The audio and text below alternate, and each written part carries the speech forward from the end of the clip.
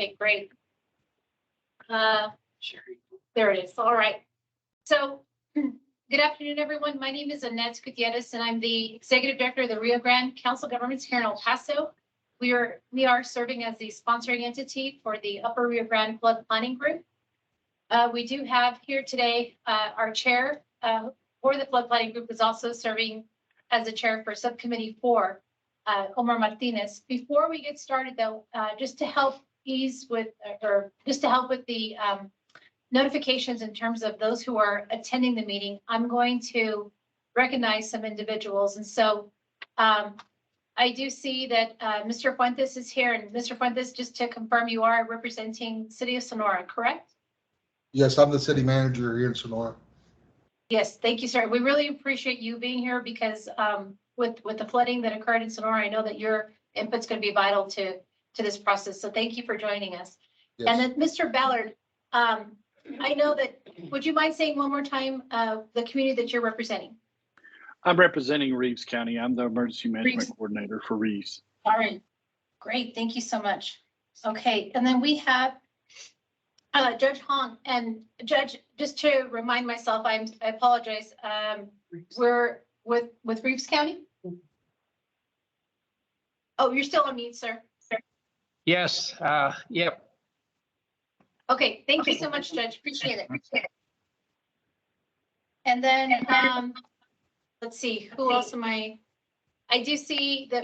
Well, here present with us today is Judge Cinderella Guevara from Presidio County. And then Joanna McKenzie from Hudson County will be joining us shortly. So I think that rounds up the guests that we had invited. I know that we were hoping to get Alpine. Can you guys hear me? Yes. Can you guys hear me? Yes, ma'am. Hi, this is Marcy. This is Marcy from Alpine. I'm on the phone. Oh, great, Marcy. I called in and a big thanks to Mr. Irvin for sending me the PowerPoint presentation yesterday. I've printed it out, so I'm following along and I'm on the phone, okay? Okay, thank you. Appreciate it. Yep, I'm that 281 number just in case somebody else calls in. Okay, sounds great. Thank you. I appreciate it, Marcy. Okay, so I think that's everyone in terms of our guests. In terms of our members, we do have Jeff Bennett. We have Mr. Gasas from Texas General Land Office and Ms. Lucio from TDEM. And then in person here, we have Dave Hall, as well as, well, I think that rounds as well as myself. So the last one I think to note is our planner for Water Development Board, Richard Bagans, is here with us today. And then Omar, if you want to get the meeting started, then we'll turn it over to AECOM. Sure thing. So welcome everybody to today's flood planning meeting. For the record, it's 1:06 p.m. So we have met quorum. Item number 2 was to select subcommittee chair, but that was done in the earlier meeting, and I was the only one there, so I had to take that role. So move on to item number 3. AECOM, please take it away. Yes, this is Jeff Irvin. Susan, you want to pull up the slide deck? Pull up the.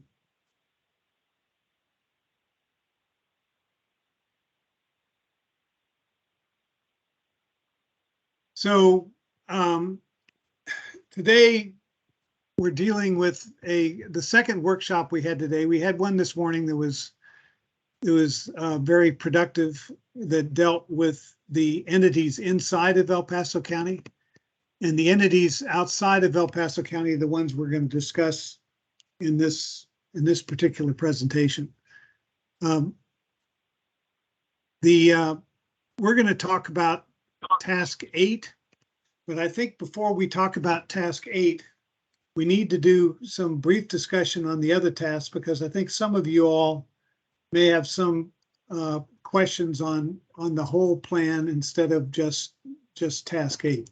So I'm going to bring in a quick briefing on where we are on the plan as a whole. So the plan has a whole series of tasks that are all defined the same for every region within Texas, every flood planning region within Texas. And the first task that you end up doing is task 2 and task 3, and that defines what the risks are from flooding within the region. Now, in a lot of regions within Texas, there already are floodplain maps, but within this particular part of the Upper Rio Grande region, it's a rare event when there's a current flood map. So what was done, funded by the Texas Water Development Board, is they developed approximate maps for the entire region outside of the entire Upper Rio Grande flood region. And then we did some analyses on maps, and we determined which cities and which census designated places had the highest number of structures that were within the 100-year floodplain. And this is the list that we have that I'm showing here in this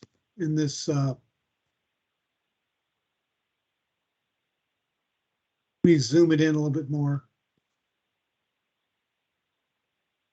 So these are the numbers of buildings in the 1% annual chance floodplain, which is the same thing as the 100-year flood. And not surprisingly, the city of El Paso had the largest number. But outside the city of El Paso, there are a number of areas outside of El Paso County that have significant number of structures that end up in the floodplain. And again, these are not regulatory floodplains. These are floodplains that are done by approximate modeling by the Water Development Board for exactly this purpose, so we can figure out which communities have the highest risk and then contact them to see if they need any help in flood mitigation. So most of the people on this call are associated with these higher numbers that came out of that task 2 and task 3 work. And there are some people that were invited for other reasons, like the city of Marfa was invited because they participated in the process and have been an active participant in the plan to date. They answered original queries.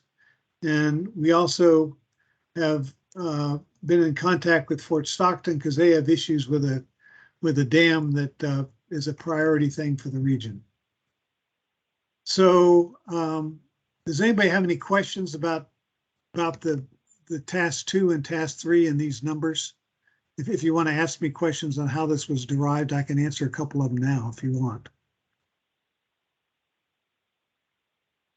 Okay, so we're going to go on to the next thing is there's a task 4, and what task 4 does is it takes these areas that have the high risk, and we try to find ways to address the risk. And the first question we ask is, do you already have an existing stormwater master plan with projects developed, which we can go ahead and stick the project itself within the plan? And that's generally not the case in the broader region outside of El Paso.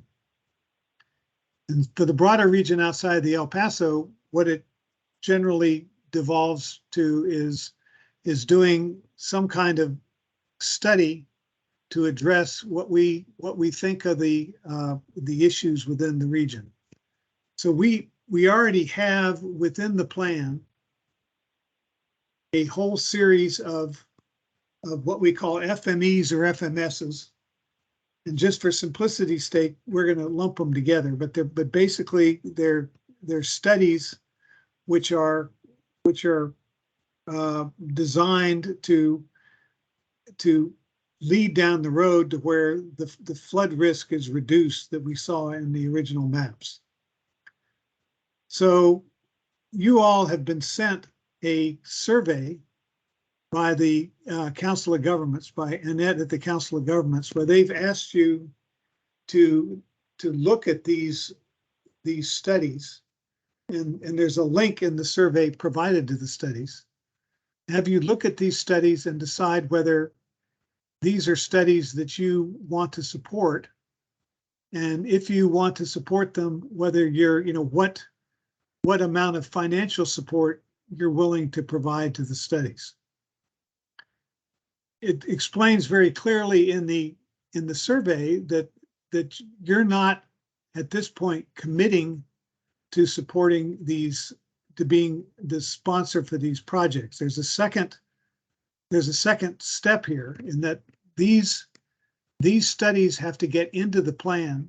And once they're in the plan and approved by the Regional Flood Planning Group, then they become eligible for funding. But the plan itself does not provide the funding for these studies. Instead, the state will, one of the sources for funding that could come out of this would be the state having a flood infrastructure fund, and they would open it up for grant applications from entities around the state. And if you have a study within the plan, you then have the ability to submit this study to the state for funding. If it's not in the plan, then you won't be able to get this support through the Texas Water Development Board. This is basically a way to make you eligible for future funding. So when you commit to being the sponsor, what you're saying is you think this is an idea that you could support and are willing to be put in the plan with your entity's name there as a sponsor. You're also being asked as part of this survey what percent you think you're willing to provide of this cost in the event that you were to submit for this cost. And I had a discussion with Marcy yesterday at Alpine, and she made the point that they really don't have any money in Alpine to provide significant support for a study to do a stormwater master plan for the city of Alpine. And Marcy, correct me if I misquote you, but that a stormwater master plan is a good idea. They just can't fund it, right? So in that case, in this survey, you would say, yes, we like the idea of the plan, but we don't have money for it. So we're only going to do this if we get a grant. So that's a valid answer. If you do think you could do, 50%, then say it. But if you say 50%, that doesn't commit you in some future grant to doing 50%. So basically, this is a series of studies that makes you eligible for money, but at this point, you're not committing any money at this point. Now, most of these studies were done without input from the entities that most of these scopes of work and costs for these studies were done without input from the people we're listing here as the local sponsors.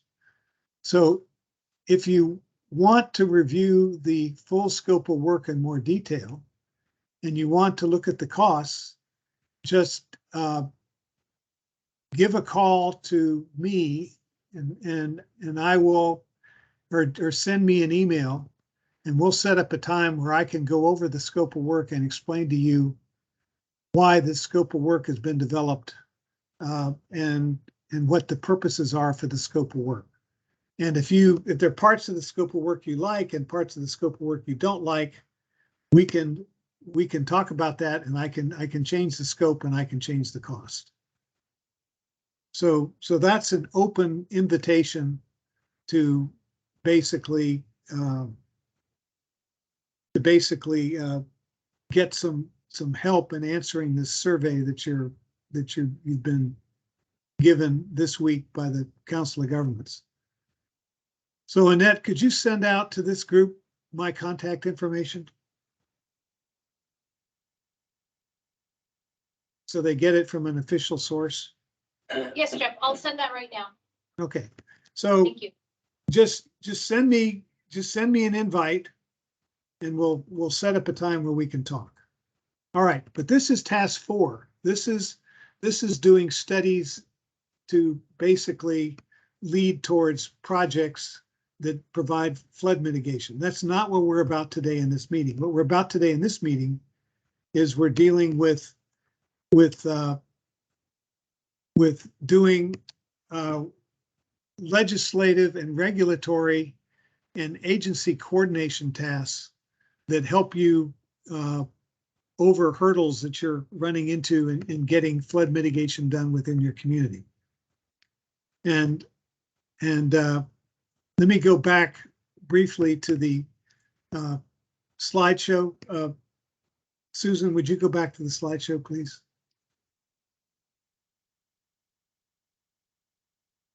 Here we go. Let me unmute myself. There, let me share my screen again.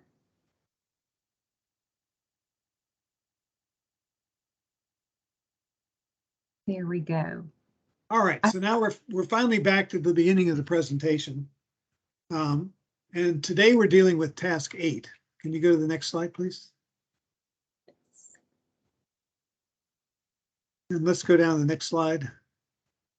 So the guidelines for task 8 from the Texas Water Development Board is that we're supposed to develop, in accordance with TWDB rules and guidance, for 3 things: floodplain management, flood mitigation planning, and implementation. For each of those 3 things, we want to canvass the region and see if there's any legislative recommendations which entities within the region would like to see that would make their life easier in addressing their flood issues. And that's dealing basically with either the state or the federal government. If there's something you think the federal government should take care of that they're not taking care of, now's the time to bring it up. If you think the state needs to provide more help, then, or more help you do your flood mitigation, that's also comes within this purview. The second thing we need to talk about is whether there's regulatory or administrative recommendations that we need to address. And this may be more of a wish list. What do you wish the powers you had as a city or as a county that you feel like you don't have now, that you would like to institute? What tools would you need in order to address the issues that you're seeing in your area in terms of flooding?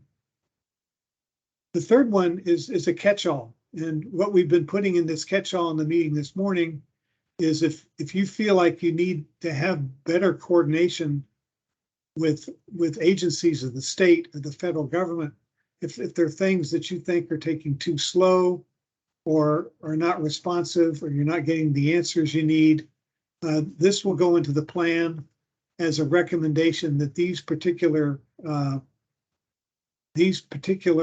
services of the state need to be more easily available to entities of your size and situation, right? And the last thing is, if you want recommendations on revenue raising opportunities, let's get those down also, if you have some ideas on that. So let's go on to the next slide, Susan.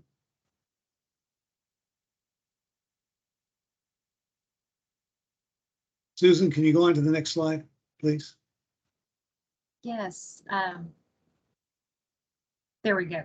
All right, so there are 3 things that we're going to be looking for: legislative ideas and regulatory ideas, and funding ideas, and they are floodplain management, flood mitigation planning, and implementation and mitigation measures. By floodplain management, we're basically talking about your interface with the federal flood insurance program, and more generally, your powers and your ability to basically ensure that within your purview, people don't come in and make life worse for people upstream or downstream, or create big risks for people upstream or downstream.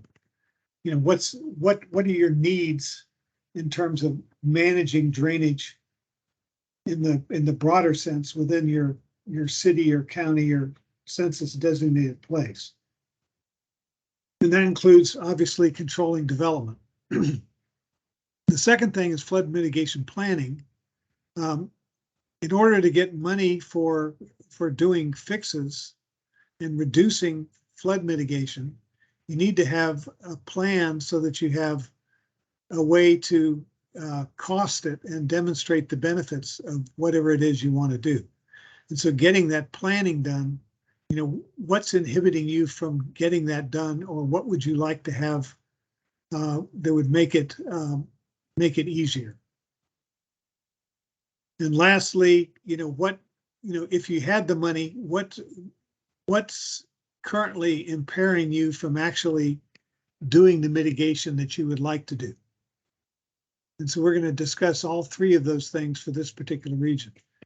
Now, we're not starting from scratch here, and because we've already developed some studies that touch on these topics already. So I'm going to go back to my spreadsheet briefly and discuss the ones that are already in the works for this part of the region. So, for instance, we have an FMS, a flood management strategy in the region that deals with addressing the risk of flooding in Presidio, that promotes binational planning to address Rio Concho's flooding. So this fits in the other category. Like, we need to deal with the Rio Conchos, but before we can deal with the Rio Conchos, we have to have an effective way of conveying what our needs are, and then finding ways to get those needs addressed with the Rio Conchos, which comes out of Mexico. So this is something that makes it a state priority to develop that solution, right? If it gets into the regional plan.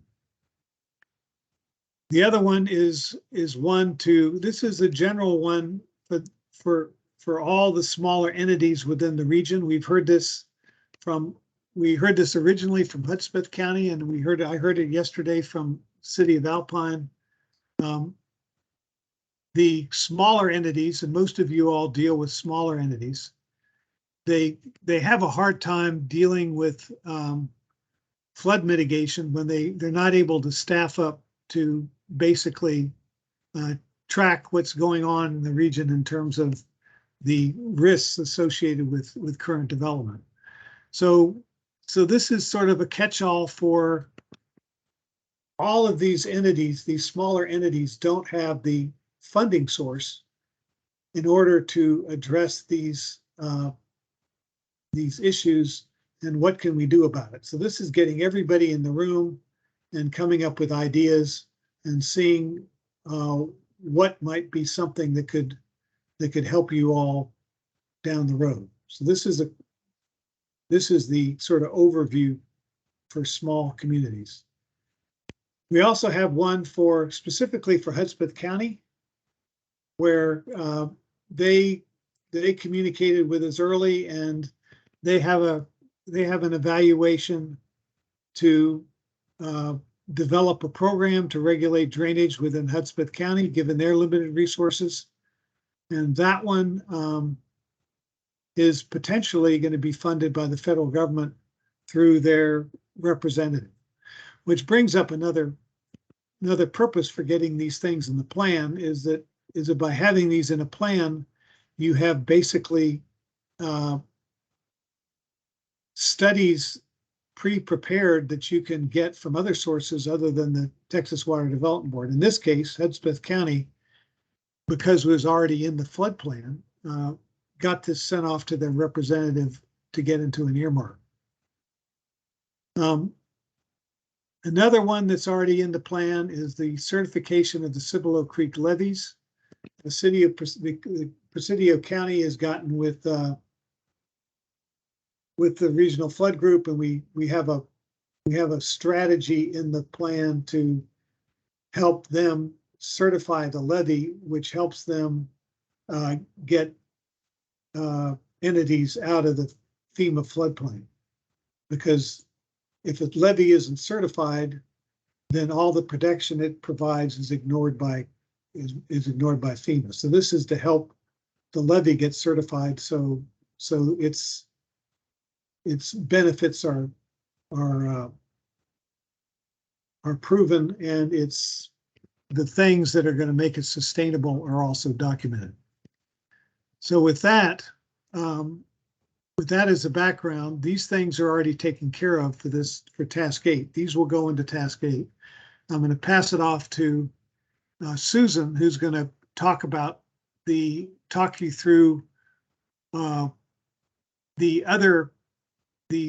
things that the Texas Water Development Board wants from the region, and see if we can get some ideas from you all so we can get more of these things listed and documented in the state plan. So I'm turning it over to you now, Susan. Thank you so much, Jeff. And thanks to all of you that are joining us today. We appreciate your time. I know you're very busy, so we definitely want to be respectful of your time. But again, we just appreciate you being part of this process for the Upper Rio Grande area. And again, this is all handled through the Texas Water Development Board. And so, especially if some of y'all have seen some of the notices for the meeting and been maybe a little curious about just this overall project, you know, especially there's a lot of planning going on in the region between other agencies. And so again, with Texas Water Development Board, we have 3, let me go ahead and share my screen now, back to the PowerPoint. And we have 3 items for today. And like Jeff was mentioning, this project has a number of tasks for this plan for this region. And for task 8, we're going to be focusing on floodplain management, flood mitigation planning, and then implementation of mitigation measures. So let's look at the first item, floodplain management. And I hope you all know this, and we've tried to kind of keep this group small in a sense so that really we could just make this informal. And we just want to hear back from you guys as far as any thoughts, you know, any issues that you have.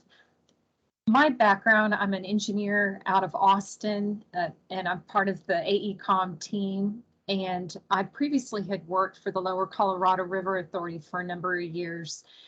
And just with starting my own consulting business, and I work primarily with a lot of smaller counties, smaller entities. And I just put together a list here of feedback that I've received from a number of smaller entities for other planning regions. And this may be applicable to you guys, or you may agree with some of these ideas that are listed, just examples, or you may have others, or you may even want to tweak some of these that are listed. But back to what Jeff was saying, what's really important is we need to make sure and have these projects, these strategies, evaluations, we need to have these items listed in this plan just so that you guys will have the opportunity to be eligible to apply for future funding.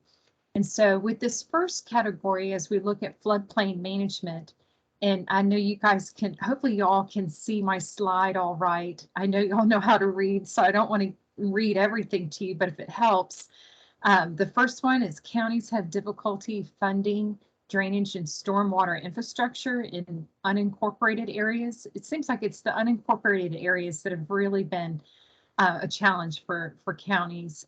Privately owned dams, some of those areas in the rural areas, as y'all are seeing some of the growth, there's been, you know, limited resources for these owners of these dams, privately owned dams, just to be able to handle maintenance and repair. And then another item I had heard from folks was just being able to, they would just love to have technical assistance or funding to be able to update their drainage criteria and development standards. A fourth item, again, kind of circling back for counties with these unincorporated areas, you know, they just feel like they have limited authority to be able to regulate land use, especially for those flood-prone areas in those unincorporated areas. And then last of all, many of y'all may be aware of that there is a dam safety program for the state, but some folks have reached out and said, gosh, it would be wonderful if we could have a levee safety program similar to the dam safety program. So that's just a few ideas that I just wanted to share. Do any of y'all, do any of these sound, I want to say, make good sense for your community or your county? Are you in agreement with those, or do you have any other suggestions?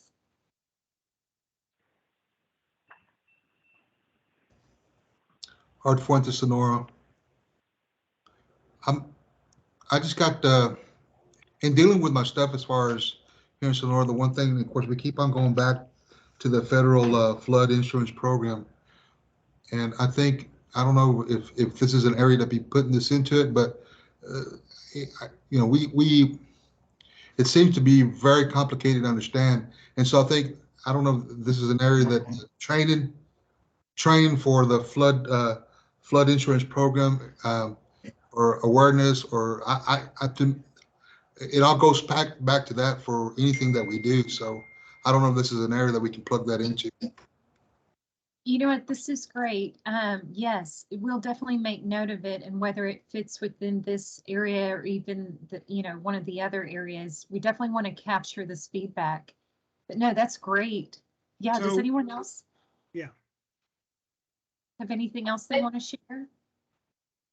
I think Judge Guevara was going to say something as well. Oh, yeah, well, all these that you have mentioned, I'm in agreement with. And in Presidio County specifically, in a colonia that we call Candelaria, we have a different kind of problem. We have some water that is just stagnant. Since it's not raining anymore, the water isn't moving anymore. So it's not flowing down. And so we have all this water that's just stagnant. And it stinks, and it's causing a lot of problems. And we don't even know how to take care of that. I mean, I know it's going to cost money. So that's one of the problems that we have in Presidio County. So no, the lack of water flowing, not so much flood. So anyway, I just wanted to mention that. Thank you. That's great. Yeah, we want to know some of your issues or concerns that you have for your county or your community. Yeah, does anyone else? So just let me break for just a second. So Sure. Candelaria, in Candelaria, do they have flooding associated with the situation when there's high rains and it gets into where the stagnant water is? Do you then have any property at risk? Because fixing the stagnant water is something that could be done at the same time as rerouting water to prevent flooding at within the population. Is there a population at risk issue that where we could solve two things at once, basically drain the depression and at the same time move water to reduce flooding? Well, that would be the ideal thing to do, is to drain it and then be able to make it where it moves. But there aren't any residents around it. It's just that it's so close to the small town of Candelaria that it's more of a health and safety issue because of the, because of the smell and because of the flies and everything. And I guess, in the past, when it's rained and it rains up in the mountains and then the rain comes down or there's snow and then that melts, well, that keeps the water moving. And so I did call the Army Corps of Engineers, and they said we would need to go towards the bottom and excavate or something and All right, to make it. So what we're doing, and thank you. I think that's we will document that. But in terms of us, what we're trying to do is we're trying to tie this in as if we can, we're trying to tie it into flood mitigation. So we're trying to find what the state has tasked us to do is address flooding for populations at risk, right? So if we could confine our discussions to issues that somehow tie into flooding, that's gonna keep us from taking sidetracks on this. I think that's a good idea, and what I really love is the fact that you're contributing, but what we're really after is dealing with getting people out of the floodplain in this particular case. If that stagnant water had been tied into a situation where people downstream were at flood risk, it would be something we could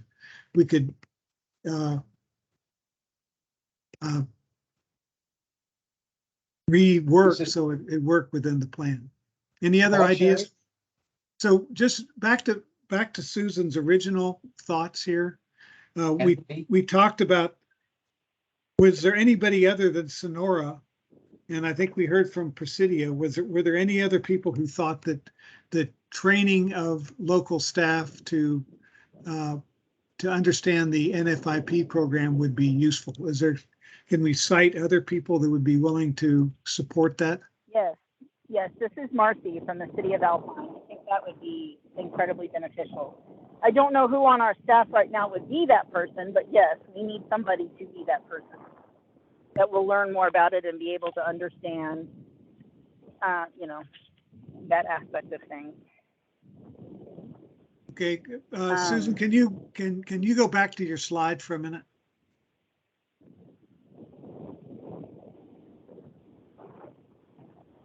And then I also had an additional comment in a minute when we're finished with that one. I like the additional comments. Just chime in at any time. We don't want to over control this. What's your other comment?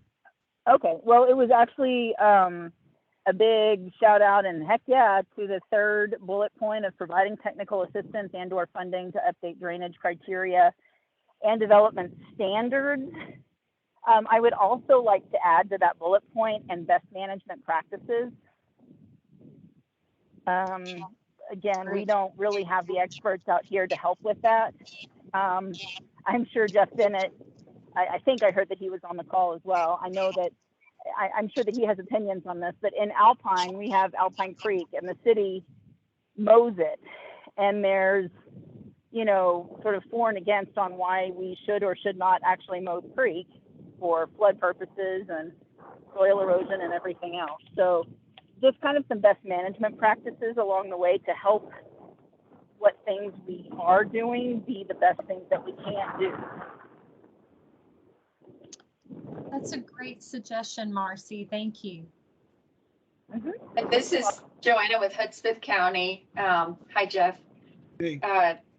These all resonate with Hudson County for certain, so I appreciate you pointing them out. The thing that we run into is we don't have the funding right now to staff somebody to manage this. So I think that's really critical to put in there, and I'm sure that other small rural areas have that same issue. And I'd like to just throw out the suggestion of maybe if we could get funding for somebody that we could share in the region. But yep, that's I would totally support that. Yep, Jojo. Hi, Marcy. Yes, hi, Marcy. Yeah, I love all this. This is especially being a county that we're 4,500 square miles and only 1 mile of that is incorporated. So we really struggle with this with our decades old colonias that are flooding when there's flash floods and rains. To have an individual to specialize in this would be really beneficial before we can start talking about implementation or enforcement. Just a county just. I'm sorry, who just spoke up?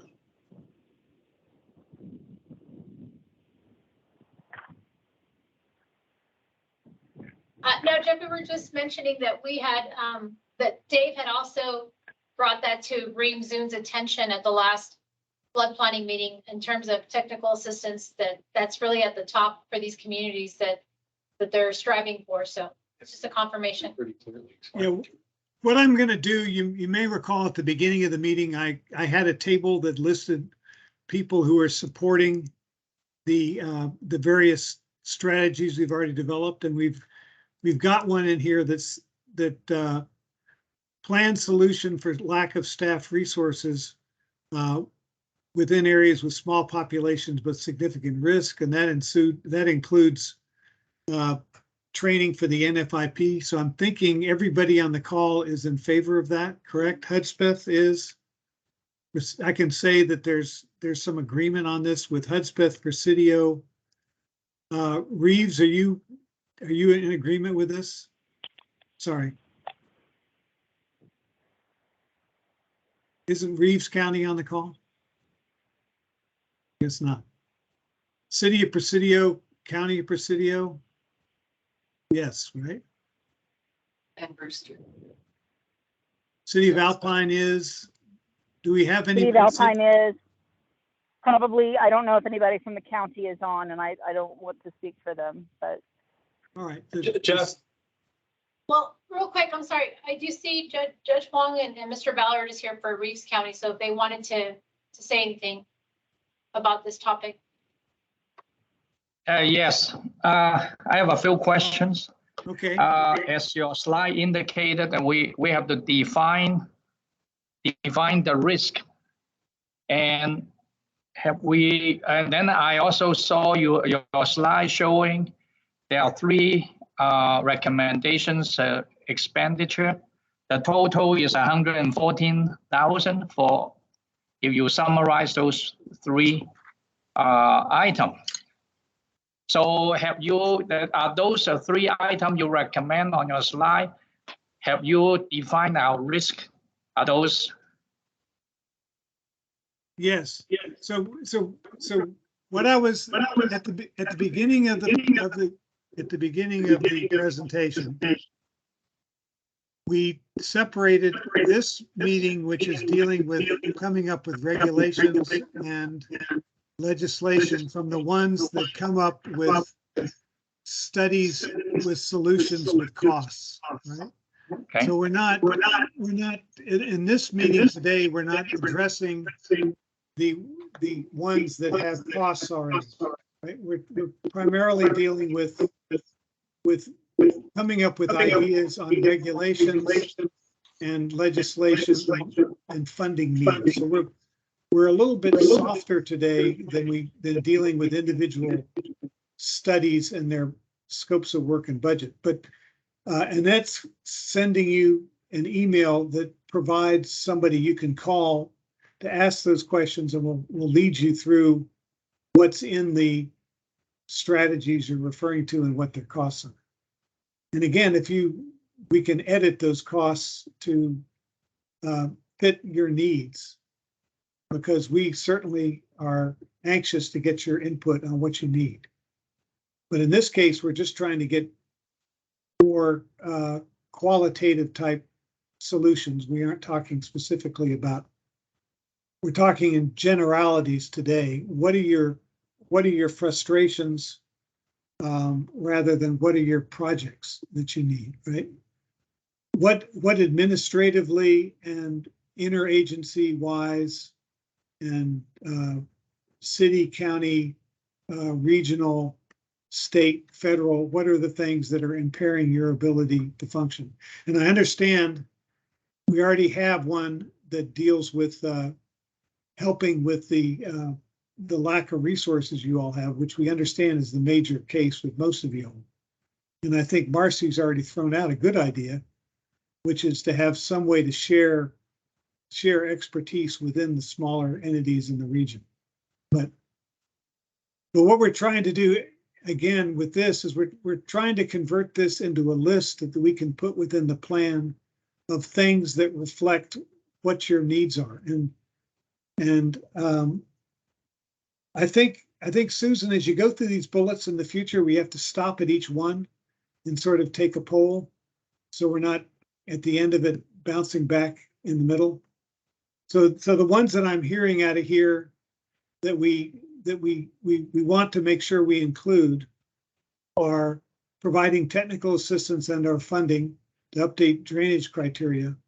Do we need to include that the counties have difficulty funding drainage and stormwater infrastructure in unincorporated areas? Is that something we can list as something we have to try to solve?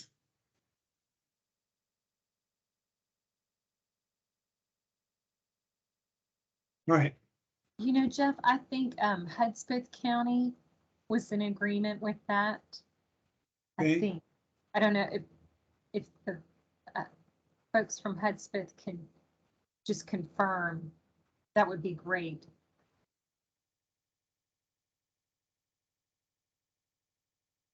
All right, let's go on to the next one, Susan. Perfect. And just as a quick reminder, we're focused on legislative recommendations right now. And under legislative recommendations, there's 3 areas. So we've just touched on floodplain management.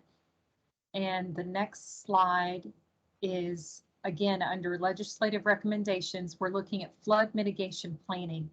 And and I just had 2 items that I'd kind of heard from other smaller size entities. The one item, as far as feedback I received, was that many of the entities have outdated regulatory flood maps, or they don't have mapping at all, and they just really need funding for that. And then the other thing, again, needing funding, was that some of the smaller communities, they didn't have updated drainage master plans that really reflected the growth of the area, or even the updated rainfall data. So I don't know if either of those comments pertain to any of y'all, but again, we would love to get your feedback if you're in agreement with those, if you want to edit any of those, or if you have any additional just comments you want to share. This is Marcy from Alpine. I would wholeheartedly agree with both. The first one is something that I had written down separately to make sure that I made a point of, was that our FEMA maps, our actual floodplain maps, are quite old. And, we're in the queue to get them done whenever they are, potentially updated at the federal level, but we really do need them redone. And then the second bullet point, it says many communities do not have updated, I would add, or any existing drainage master plans that reflect the growth of the area. Just, you might not have any plan, at least that anybody knows of, that's currently on staff.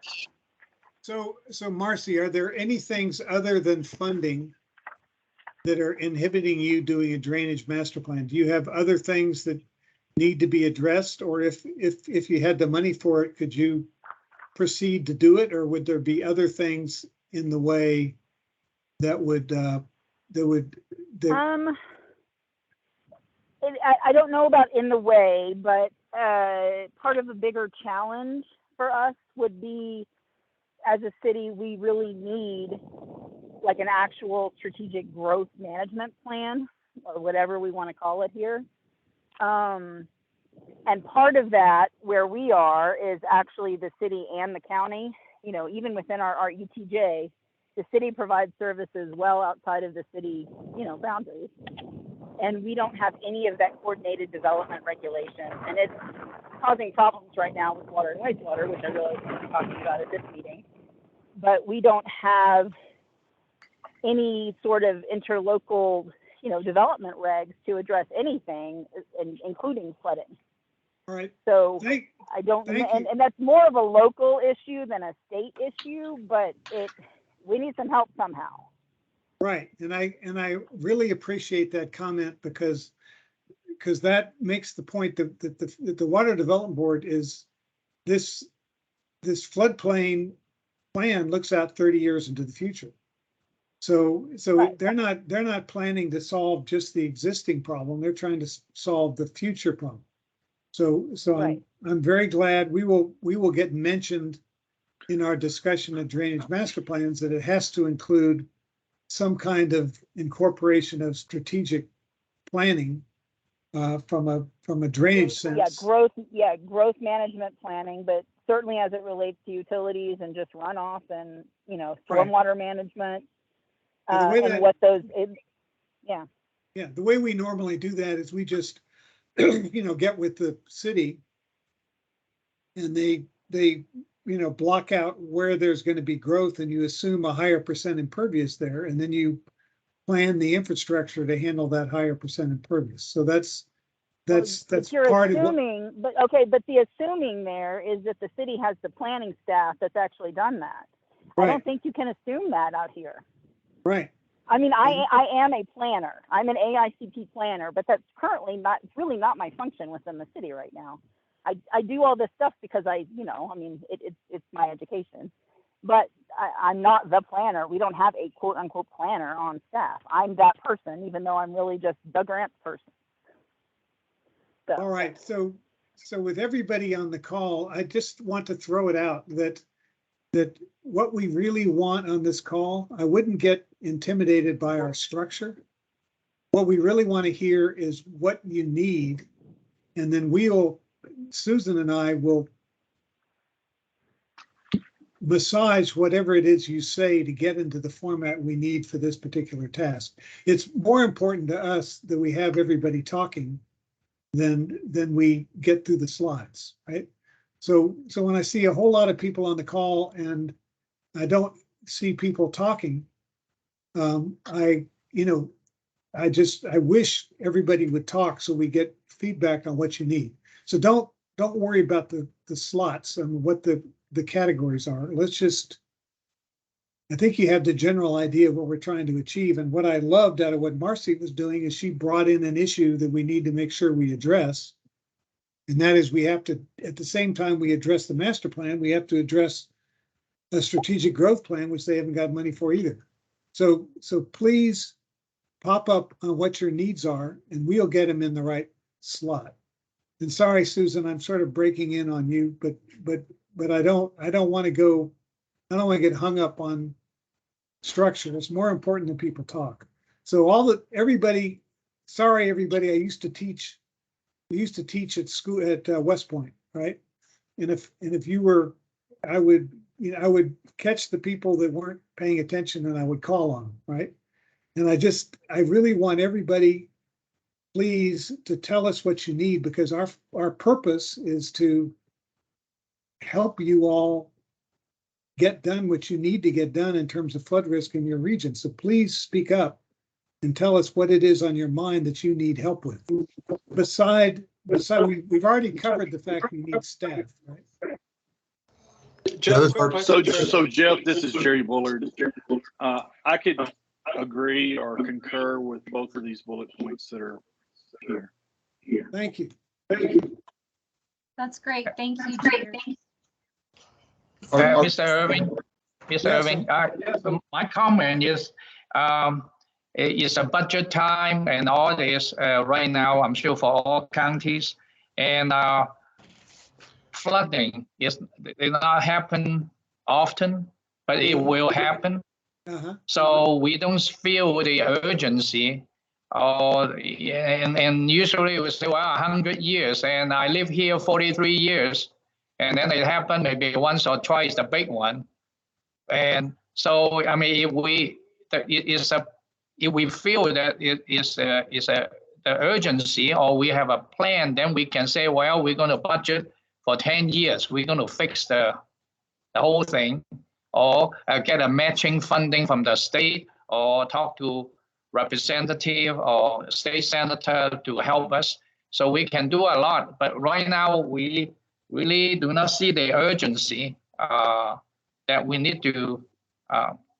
But before we know the urgency, we need to have a study, I guess, from expert like Ms. Roth or you to tell us, hey, this is so I can go to the public and talk to citizens and other commissioners and all that. That's how I feel.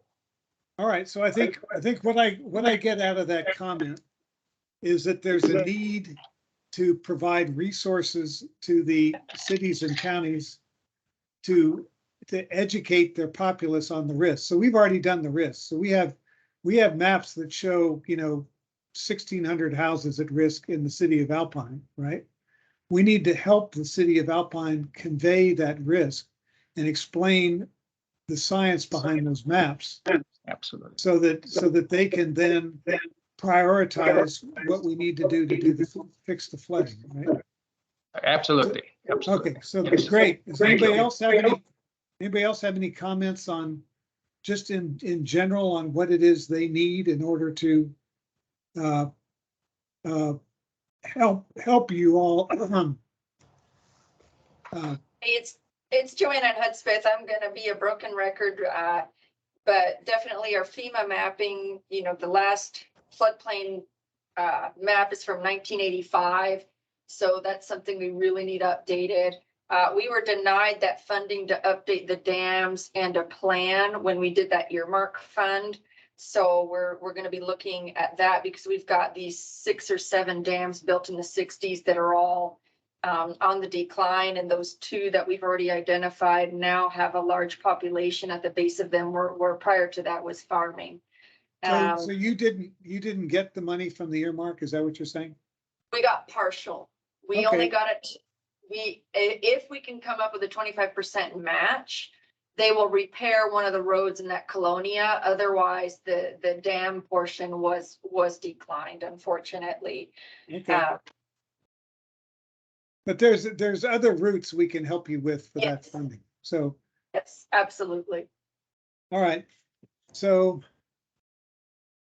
anybody else on the call have any insights? So the insights we've heard so far is I've heard that the NFIP is complex and we need to have training, and we've got buy-in on that from everybody. We've heard that we need to provide technical assistance to update drainage criteria and develop standards. We've heard that. We've heard that everybody needs staff. We already had a strategy in for that. And we heard that it's difficult for us to make progress because there's no perception of any urgency on the fact of the local populace. So there's a need to explain the risk that's been defined as part of this plan to the population in general, so that there's some understanding that progress needs to be made for long-term safety. And we've heard multiple times about the need for updated FEMA mapping. Are there other things that anybody thinks we need at this point? Otherwise, we'll continue on. Susan has a whole lot of individual ideas, and if Susan, you'll just park on each idea and see if we have a reaction. But do we have any other sort of off-the-cuff ones that people want to give? Jeff, we have an off-the-cuff question. Jeff, what did you teach at West Point? I taught hydrology and hydraulic design, and I also taught air and water quality engineering. So those are the 2 things I taught. Thank you, Jeff. Art Fuentes, Sonora. This is Art Fuentes in Sonora. So my floodplain map is rolled out on my conference table, and I look at that every day. If you take our last flood incident that we had in 2018, and you were to do a map of what happened then, lays almost perfect right over what they had projected. What I have trouble with is, even though this map was a good tool for us to have, we still had 300 houses that were damaged and flooded. And so what did that map do for us as far as for our city? It was just kind of a disheartening. That's the only thing I could say was that the map itself, it projected it, but we still lost houses in the flood. Now, the question I have, or the issue, maybe this is a 2-part deal, but when it comes down to focusing on like bridges, because one of the things that we got aerial photographs that supports my theory on this is on the south end of town. We have a bridge that's on 277 south of town, and we feel that was a choke point, which on the north side of town, it basically what we have is it's almost like a funnel effect. You have a big wide open inlet area, and then you have one small little area where the water flows out at the very bottom of the funnel. That was what, in my opinion, created a majority of our problems. What do we do to get more attention on our bridges? Because that bridge is over 100 years, way before this flood plain map was developed. And so it was, to me, it's like that bridge was not built with having a floodplain in mind when it was built. So what do we do to get our legislators to, or put some focus on that bridge or those type of infrastructures that it seems like at the state level, it seems like it takes forever for somebody to do a study or look into those matters that, again, I'd like to see what a map would look like if that bridge was wider and maybe a hydraulic study to see if it would narrow our floodway down just a little bit. If it was, I don't know how something like that could be made happen.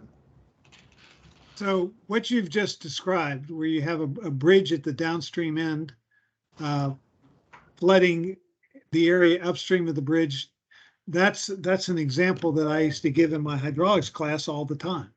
That's exactly what you have to do when you're a stormwater planner, is you have to find those, what you're calling choke points. You have to find the choke points and open them up. So a lot of this is just good common sense. I mean, you can see that's happening.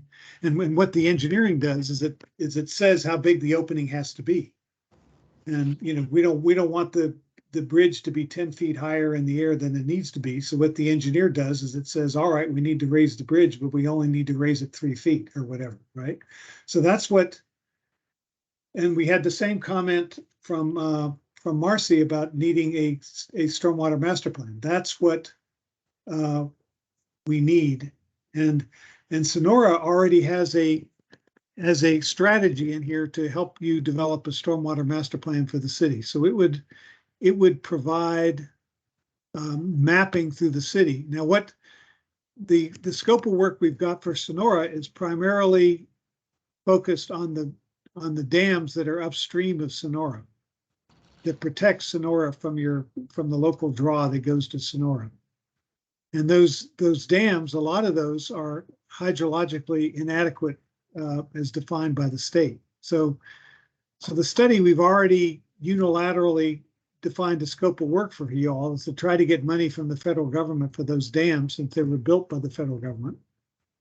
And what I will do based upon your talk, because I assume that the problems in Sonora were primarily associated with the dams, is I'll add to that scope of work. With your permission, I'll add a scope of work to do mapping within the city so that the bridges get identified that need to be addressed. Does that sound useful? Thank you. Yes, sir. All right.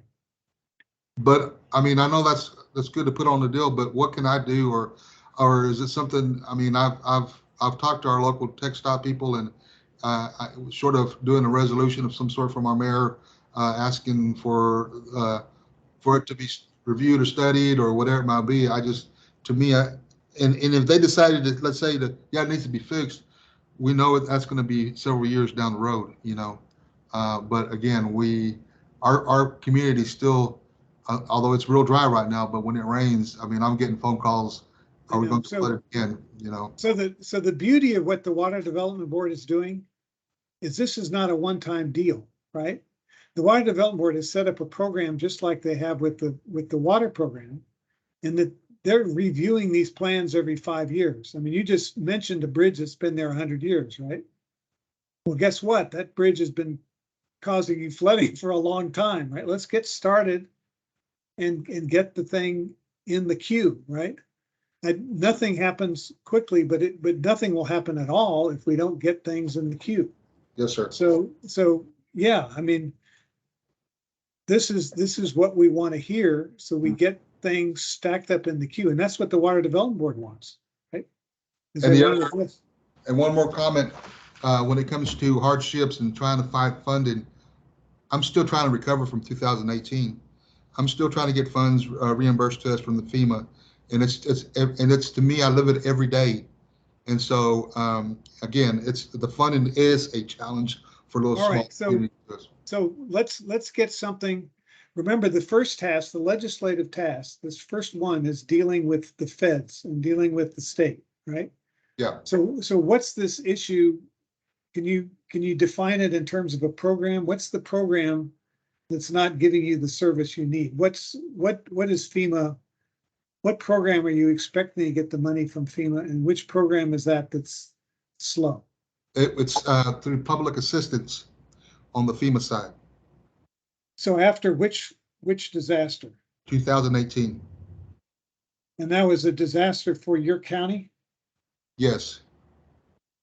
It's disaster 4418, I think, under 4418 or 4416. I can't remember right now. I've got several disasters I'm working on right now, but is it because they're waiting for information from you, or are they just sitting on their hands, so to speak? It's a combination of both. And so and what I had to explain to not just FEMA, but everybody else involved. And now things have got a little bit better. Tatum has really done a lot of good as far as restructuring, and they got more boots on the ground, more than they ever had in 2018. So there's a lot more resources for me, for us to reach out to. But what a lot of people don't understand, and like in my case, not only was I the chief of police at the time with boots in water, pulling people out of the houses, I had pretty much a floating command center with me being out there there was no help coming into Sonora. Right. Anyway, but what you're telling me is useful, because the thing is that we've already established that we don't have resources for the Stormwater Master Plan. We don't have resources for the maps. We don't have resources for education. We're going to ask for all this stuff, right? But yeah. What you're telling me is that there was resources you lacked after that disaster that slowed you getting the compensation you needed from public assistance, right? Exactly. So what additional resources did you need at that time in order to get FEMA what they needed to compensate you? All right, so it's, again, this is no slam on FEMA or anything like that.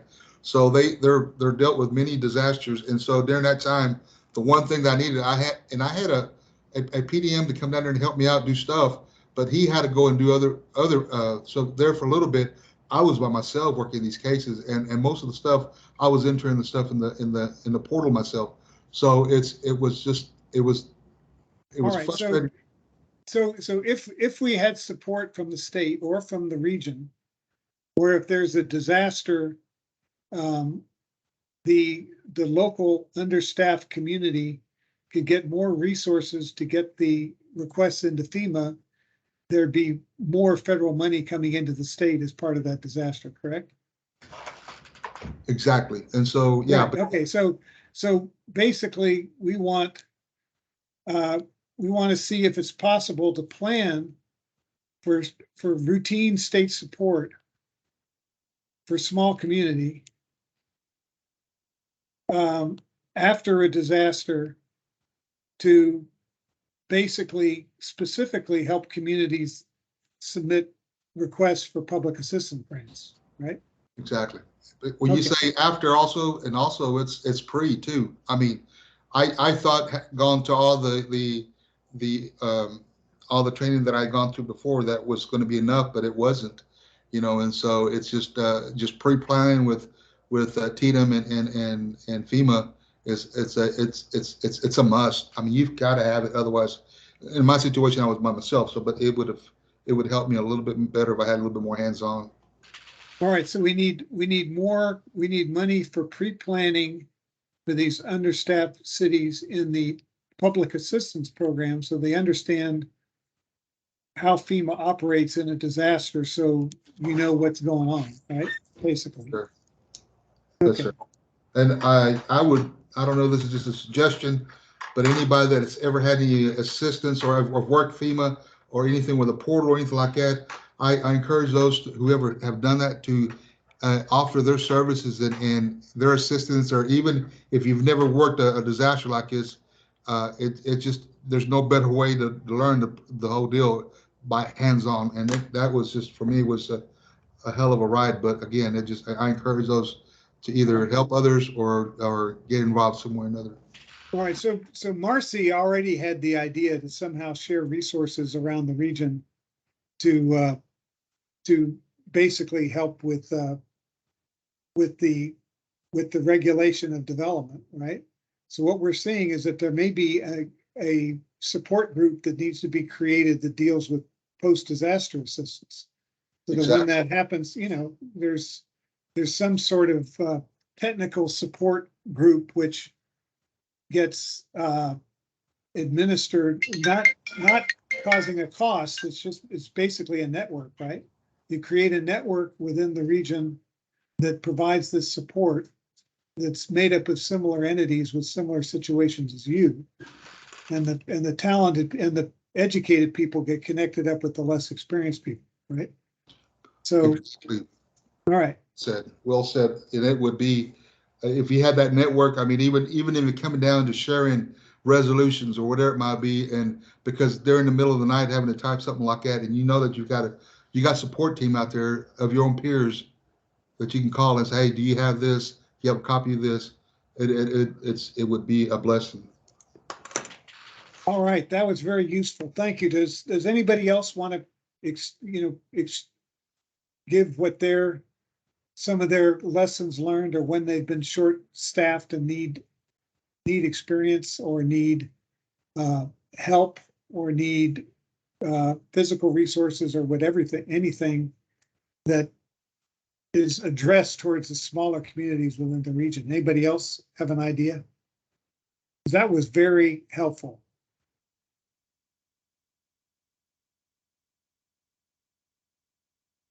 All right. Yeah, that's excellent feedback. Yeah, does anybody else have anything else they want to bring up? All right, Susan, I'm sorry I took over. It's a bad habit. So Oh no, it is all good. We All right. are just tag teaming together, and again, we're trying to make this just very, even though the slides maybe make it look very formal, we're trying to make this informal, but at least to kind of share some of the feedback we've received from other entities. Jeff, I'll move on then to the next slide. This is the last of the legislative recommendations as far as the different sections. This one's focusing on the implementation of mitigation measures. And with this topic, some of the feedback I'd received was just basically folks are needing strategies to increase opportunities to be able to apply for some of the federal funding. Like for example, for FEMA, the BRIC program, grant program, just for the state, we're just not really teed up well to be able to apply for some of that funding. And then also some of the counties really wanted, from what I'd heard, was they really wanted to have the opportunity just to be able to establish and collect stormwater or drainage utility fees, especially in these unincorporated areas.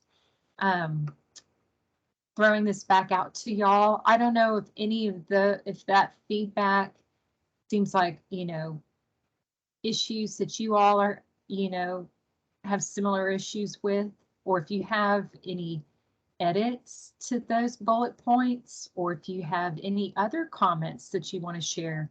Just really want to open the floor to y'all.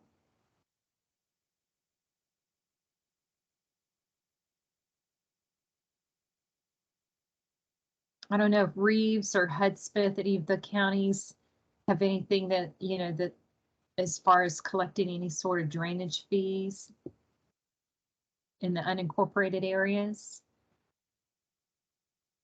Hudspeth County does not, and one thing that we encounter is, we collect these additional fees through water bills, but a lot of our population hauls their own water, has their own wells. So it's a challenge to be able to charge fees when you don't get municipal quote unquote water. So that's a challenge that we face, is where do we charge this? That's interesting. I appreciate you sharing that. Yeah, Jeff, let's make sure and mark that. I don't know, for Reeves County, do y'all have a similar situation? I don't mean to put y'all on the spot. So I believe the city of Pecos charges for the disposal of water. So that is a charge that they do within the city limits of Pecos. By disposal, you mean the conveyance of stormwater? Or are we talking about a different kind of water?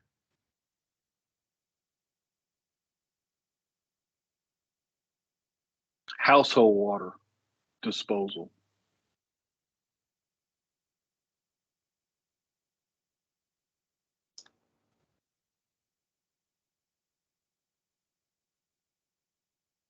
Yes, especially, yes, for wastewater and, but especially for the unincorporated areas, like you're mentioning for Pecos, are there some of the other counties that are on the line that have a similar issue with addressing unincorporated areas?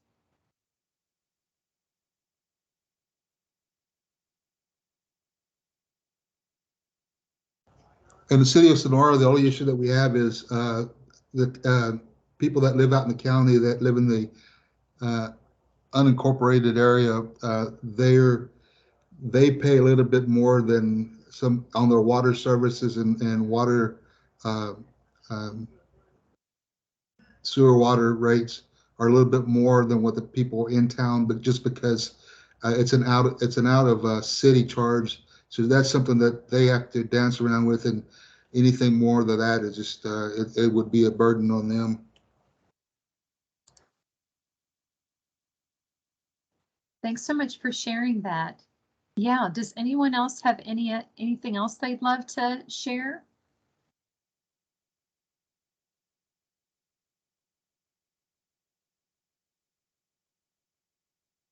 Susan, this is Annette. I'm just thinking that maybe potentially if we were to look at what model El Paso County used to add an additional $10 to registrations for vehicles, that might be an avenue that some counties might think is appealing in terms of addressing storm mitigation. And so in addition to Jose Landeros from the previous meeting, I'll get you that information for the county just to give you that legislation so you all can see what it is.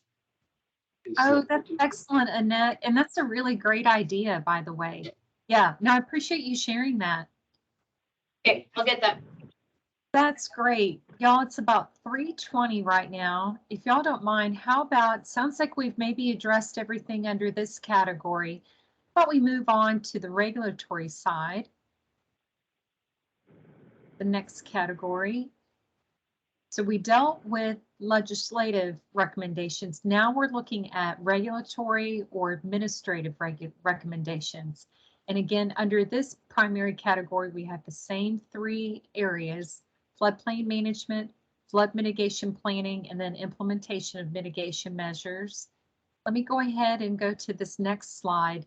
And again, I'm just sharing, some of these ideas I think can pertain to you guys, and then some, may not just be quite the right fit. But from a regulatory standpoint on floodplain management, some of the feedback I received was some of the state entities, they felt like needed to comply with some of the local regulations, especially if those were more stringent than, say, like the state's minimum criteria. Another one was local and regional officials sometimes are unaware of their authority to establish and enforce stormwater regulations. I don't know if that's a good fit for y'all. And then another item of feedback I received was that some of the entities they felt like should be allowed to regulate development in a responsible manner to reduce flood risk without being in fear of property owners taking any sort of legal action against them. And I don't know if any of those are a good fit or need to be tweaked, but I'd love to hear y'all's feedback.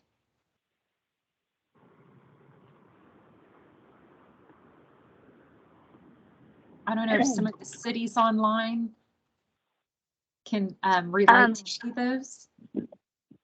Yeah, this is Marcy with Alpine. I think the first one resonates more so than the other two. It's possible that the last one, in terms of, you know, basically regulate development, if we had a growth management, or when we have a growth management or development plan, that will likely become an issue then. As of now, we really don't have a leg to, I guess we really don't have a leg to stand on, because we don't have the plan in place, even with the authority that we do have to have a plan. If that makes any sense. You know, we're 4 steps behind on that. So Yes. the first one, yes, when the requirements are more than what we can handle as a city, yes, that's tough. So back to the first one. Thank you, Marcy. I appreciate that. We'll make note of that. Are there any other cities online that have similar, you know, I want to say similar comments as Marcy for Alpine?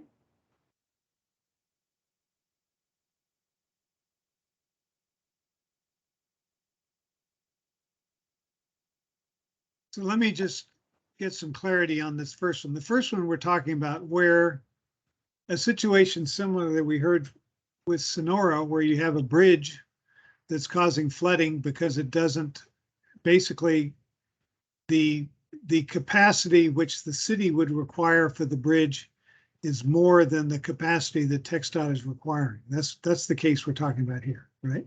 That's correct, Jeff. Thank Okay, you. That's a great example. Okay.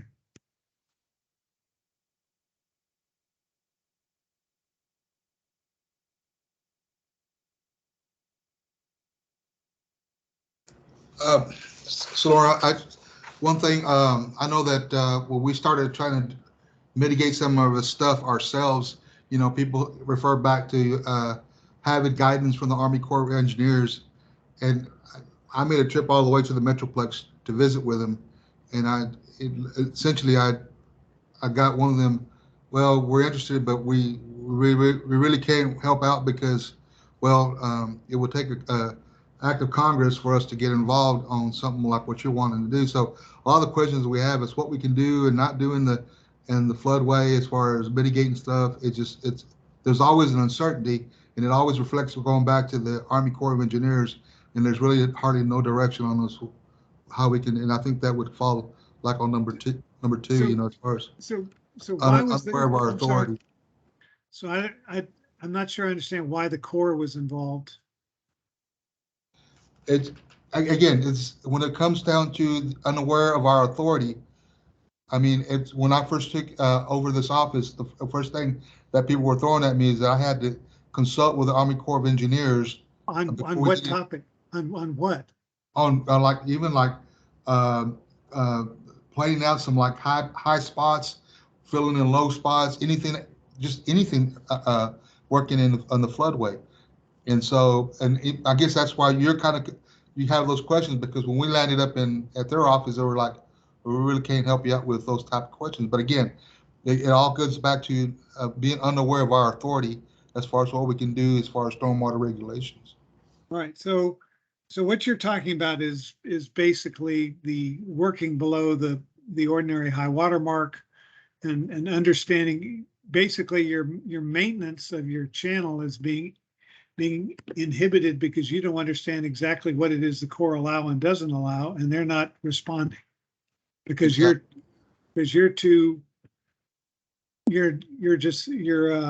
for whatever reason you're not on their radar, right? Exactly. So, okay. I think the lady in Alpine was talking about clear out. I mean, they've had discussions about clearing out brush in the channel and stuff like that. Again, those are the type of things that we get stumped with every once in a while. Do we or do we not address those issues ourselves? And if we do, are we violating some sort of regulation that keeps us from doing those type of deals? All right. So, what I'm thinking, I'm Susan, I'm sorry, I'm sort of doing a little bit of what do you call it when the jazz musician goes off on his own?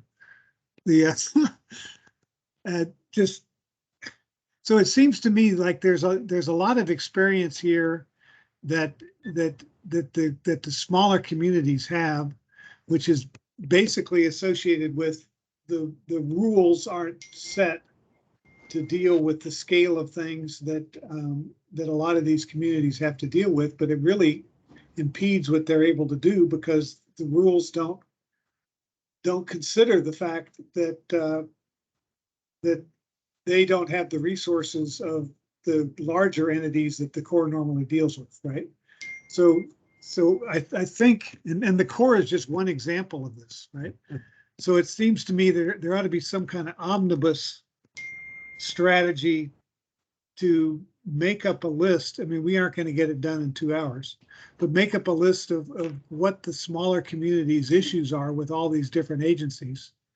And then this sort of regional resource, which we've already discussed with the city of Sonora and with the city of Alpine, we need to have this regional resource where there's a feedback mechanism for them, which collects the issues and tries to resolve them to aid the entities that are working at this scale. Yeah, you captured that great, Jeff. And I love the idea of having a regional resource where there's limited funding and limited staff at these cities, to have somebody like that basically they share for the region. I think that's an excellent idea to be, yeah. All right, I'm sorry. So the ones we're keeping on here is this first bullet is what I'm hearing. So we can go on to the next one. We have to get through the end here. We've got a few more slides.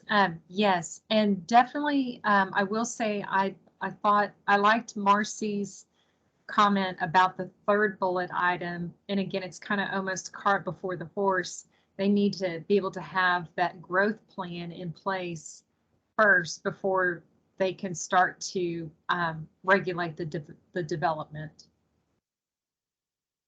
So I think that third bullet is of interest, but it needs to come after being able to provide funding for some of these master plans. Okay, y'all, this was great. Thank you for the excellent feedback. Okay, moving on. Under this category for regulatory and administrative, I've combined both flood mitigation planning and implementation of mitigation measures all on one slide.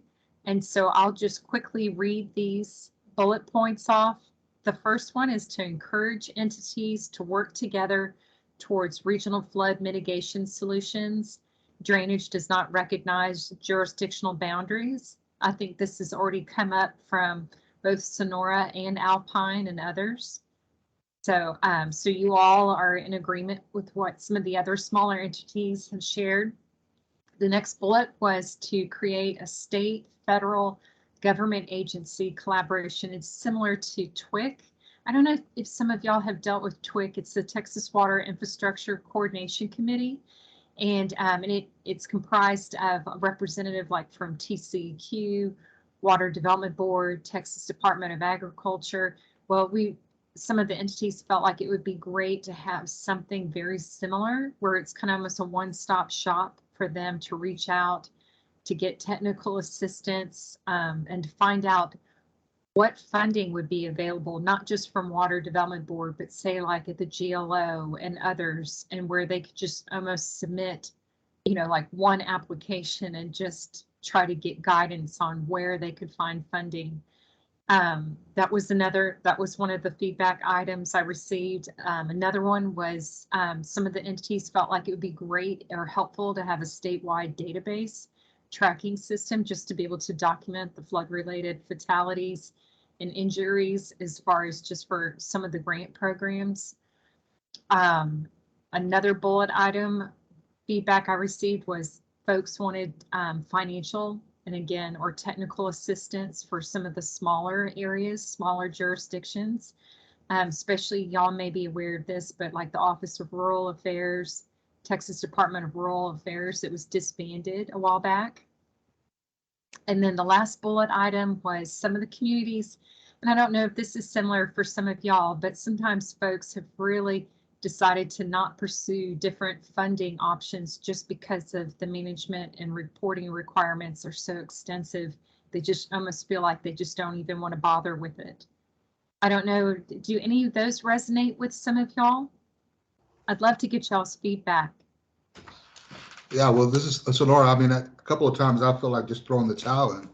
I mean, it's just very, at times very overwhelming. At times, it feels like the data you're entering, you're doing it repetitively. I feel like I was duplicating myself many times. And then, you know, even though when I first started, I was a strong advocate for all those agencies that were assisting me. But again, midway to the deal, it just got complicated. But So I've heard other county judges, I've heard other people say, we're not going to ask for help because it's too complicated. We're not even going to bother with it. I've actually heard other people say that. right, but what we need, if you could really help us out, if you'd let us know which, we're trying to send a message, right? If we send a message like that, everybody's going to assume it's their program, not mine, that causes the problems, right? So can you kind of tell me which problems are the ones that are laborious that you've dealt with? You've already told us about the public assistance program. Are there other ones that are an issue? Well, that alone was my main issue as far as, well, when I first got started, you know, and so and because it's such a big agency and they have they're constantly, I mean, there was times I didn't even know who I was supposed to be dealing with and talking with, and it got real frustrating on my part. There was times that I'd get my new PDMG in, and then next week I had another one. After about a month after I had another person, so I was losing track of who was helping me in those respects. But as I understand it, they've got better at it, you know. And this is 2018, and things have really improved a lot. But again, from the standpoint of documenting and what I was reading, the manual how to do stuff, and it was just, and then we got into different interpretations, how to do this, that, the other, or this code really didn't apply to this. This one code, equipment code, wasn't good enough for that, or whatever, and then it would set me back. They would send the project back for me to redo, and so those are back and forth stuff that I got real frustrated. Now, So is this all, was this all the FEMA public assistance program, or was there another program involved in this also? at that particular time, that's all I was working with. Okay. And I didn't want to go out any more than I had to. I was enough for me to. And again, there might have been other help for me that I may have overlooked, you know. So. Yeah, I want to echo what Mr. Fuentes said.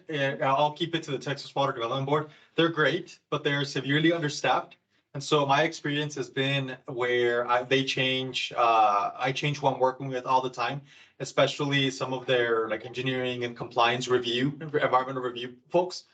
I've been waiting for a project to get approved now like 9 months.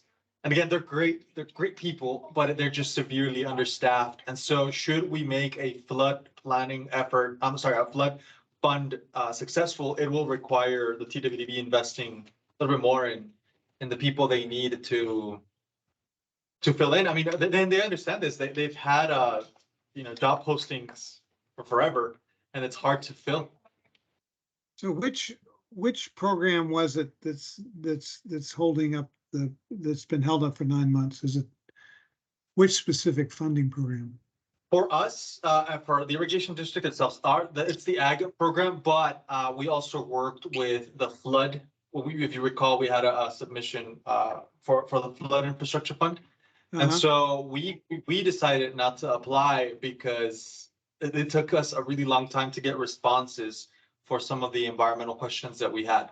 And so I know working with other communities like Van Horn and their Clean Water Revolving Loan Fund, it's the same issue. Understaffing means that a lot of deadlines get pushed back because, and then we're talking like notices to proceed and things like that because of understaffing. In talking with El Paso County, I'm not sure if we stop Gilbert here, but they're also experiencing some delays. And it's usually attributable to staff. Okay. Thank you. Yeah, that's good feedback. Yeah, does anyone else have anything else they want to share? This is excellent. This is Marcy. I don't necessarily have anything anecdotally beyond what the gentleman, what beyond the other gentlemen have said, but I would just agree. And, you know, I'm a part-time staffer here with the city of Alpine, and even the free money, the 100% free, we don't have to have any matching. It's, excuse me, it's still a lot of work to get it. I mean, you know, the initial CRF funding, which hopefully we never have to deal with anything like that again, just as a, you know, country. But I mean, that was like a mini personal audit on how well do I keep all the records from everything we bought. I mean, that was just ludicrous to the point of, oh my God, what did we get ourselves into? And it just, I mean, you know, we'd already had the money, we'd already spent it, so we had to comply. But that was rough reporting, even for the free money.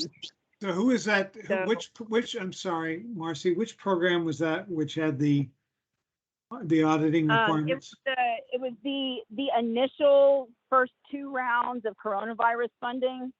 So it probably was through TDM. And actually, I've gotten great support from TDM. It's just you know, the record keeping and the reporting and all of that is really tough if you have, as we keep saying, limited staff and resources. So I think TDM was managing, it was the first, was it the CRF or the ARPA? It was the first one under Trump, the only one under Trump, and then the first one under Biden. I think it was like that. Somebody else correct me if that's wrong.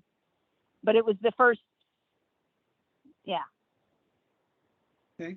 The ones that were in 2020 and then briefly in 2021, those 2 rounds.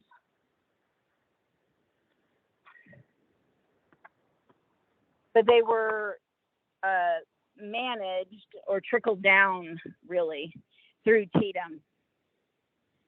But the federal government actually had Kimley Horn as a consultant doing all of their basically auditing of all of the funds that were expended and given.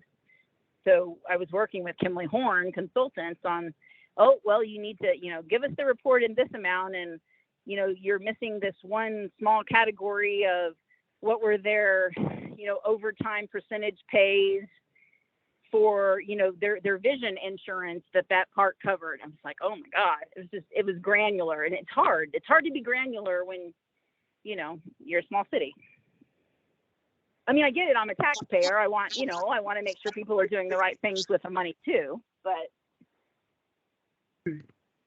Yeah, we can, yeah, totally understand. You just kind of want to balance, and, you know, that's excellent, Marcy. Thank you for sharing that. Does anyone else have anything else they would like to share? This is great feedback. We've got 2 more slides left, just to let y'all know as far as different bullet points that I'd love to share with y'all. I'm not sure I'm clear which ones of these bullet points we're keeping. And who's, yeah. Definitely the first one, just because Sonora and Alpine have already brought that one up. The very last bullet, for sure, just from what Sonora and Alpine just shared.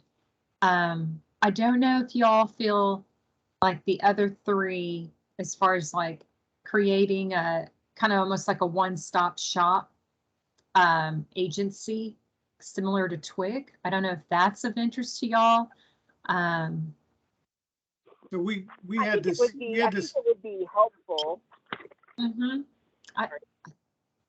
I, you know, it seems like TWIC has been, or at least from what I've observed, I feel like TWIC has been really effective for smaller communities, especially where they just don't have the resources on staff, and just being able to reach out and just say, hey, here's our project, here's our issue, you know, is there money out there available? And if there is money, you know, who has money, or who would, you know, where would we be eligible to apply if you wanted to apply?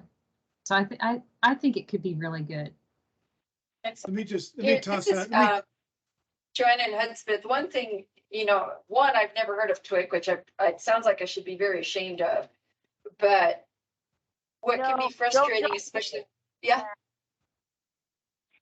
Have you, Marcy? Yeah, I'm sorry. We were only told, Jojo, because we had so many TCEQ violations, and the TCEQ person invited us to go to TWIC.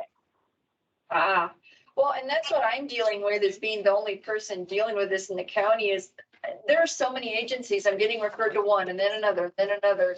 I can't keep them straight. I can't keep straight if it's, do I go to the Army Corps of Engineers for this, or do I go to TCQ, or do I go to Upper Rio Grande Floodplain Committee, or do I go to TWVD? Now we've got the DRIP project coming down, which sounds like it'll be great, but it's another one. And now I've got TWIC, and now my head is. So Yeah. Susan, we discussed this in the morning meeting, and the question came up: do we want this entity that provides help on funding? Do we want it at the regional level? We were thinking at that meeting that we might be able to set up something informally, again, a network of knowledgeable people. We could set it up under the COG because of the unique issues in this region. And I believe Omar brought up the issue that it's difficult to be in a group with entities from elsewhere in the state because their conditions are so much different than ours. That the means of getting money is different here than it is elsewhere within the state. So I just like to throw it out to the group. Do we want this group, if we buy into this idea, should it be regional or should it be statewide? Statewide, it'd probably have more resources, but regional might be more focused. And I don't have any, ideas on which one it should be, but it should be discussed. You know what? I think that's an excellent. On the Hudspeth end. Yeah. On the Hudspeth end, I mean, I would be all for this if it helped consolidate some of the other acronyms that I threw out. If this is an additional acronym, then I just kind of am getting hyped about it. Frankly. I think it's COG, C-O-G. Yeah, and Jeff, you bring up a really excellent point, especially from a technical assistant standpoint.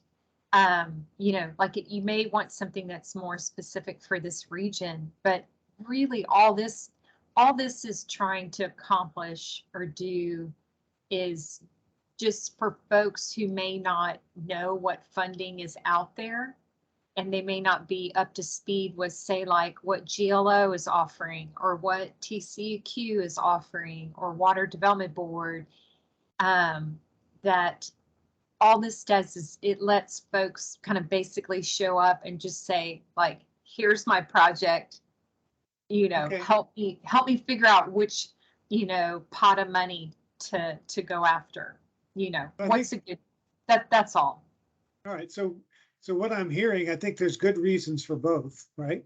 So basically we encourage, as a region, we encourage the creation of this at a state level with that focus, more of a, not providing support to grants requiring local information, but just providing information on which agencies have which grants, and that's statewide, right? And then you have a second local one at the COG. Mm-hmm. that once the program's identified, the COG can give you the local resources that can help you with whatever you have to do that's associated with the local resources. I completely agree. I think that's a great way to kind of break up that bullet point. All right. And sorry. then you guys, real quick, the other two, I don't know if y'all have a need at all for a statewide database or tracking system to document flood-related fatalities and injuries. And I toss into there also doing high water marks. Oh, and high water marks, that would be an excellent one. So yeah. So basically, what happens is you have a flood, and and the hydrology for this region is really difficult because there's not that much vegetation, right? So there's a lot of losses in the ground. And so when you're doing hydrology, it's very difficult to get the peak flow rate in the realm of reality because there's so many variables that affect how much runs off, right? So if you have even a few high water marks from a major event, you're able as an engineer to get your answer in the ballpark a lot better.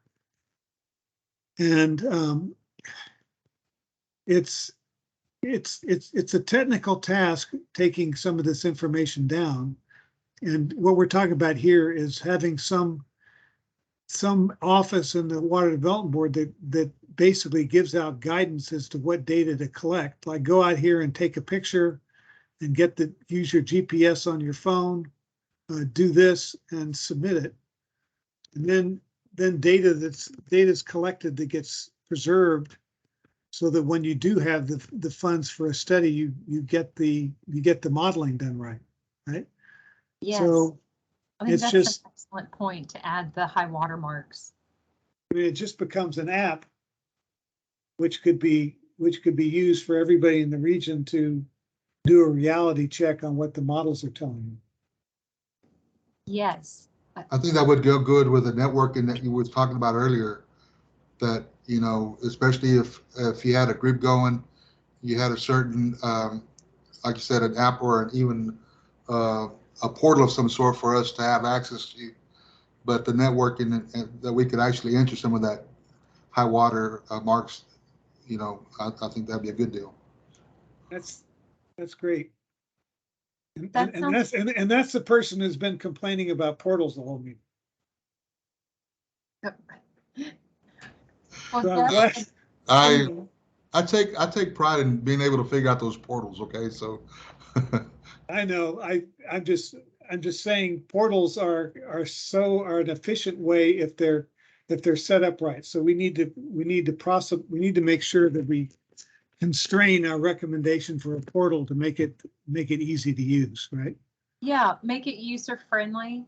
Yeah. Right. And then Jeff, that second to last bullet, we actually already kind of touched on that when we started talking about the state agency for the one-stop shop information on funding. Yeah.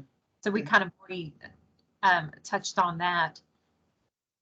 Okay, you guys, it's 3:50. Let me move on to, this has been can I just make one more comment and before you go over there, just Sure. so that, especially if we start talking about networking and just, I know that in other grants or other programs that I've been involvement adds points towards future grants and that type of deal. If there's a way to maybe consider being part of the network and having a way for it to carry some points into some sort of the grant part of receiving funds. In other words, you're participating in providing the data, then it provides you some points. Just my thoughts.